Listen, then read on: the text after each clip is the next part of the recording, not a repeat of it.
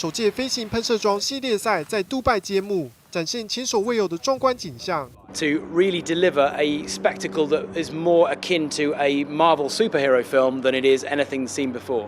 喷射装2017年首次推出，如今已经能以时速100多公里飞越大多数地形。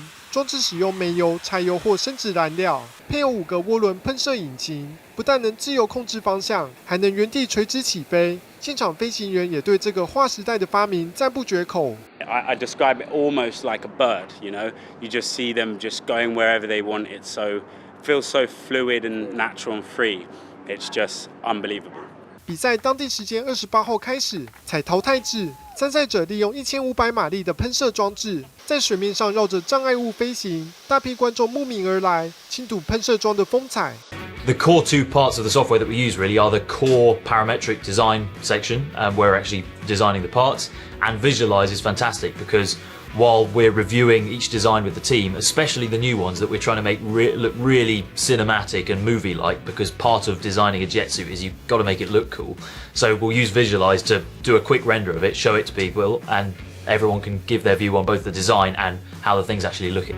So I actually first learnt CAD on SOLIDWORKS, and I've used it ever since. And that's the software I am the fastest at using.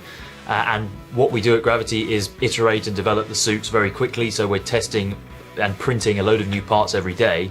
So me being fast at designing is really important. So most of what we do is assembly, and all of that design process now takes place in SOLIDWORKS, where we will design it for manufacture. The whole point is we're making this as productized as possible for something that is running 5 turbojet engines on the human body. You know, I think it's all credit to SOLIDWORKS for building a platform that allows you to turn a very sophisticated now 3-dimensional idea into something that can be digitally represented and then drive, you know, the wonderful miraculous technology of 3D printing to create that. I mean, I do struggle to imagine a world where we could have advanced so quickly without CAD software, you know, particularly your SOLIDWORKS system.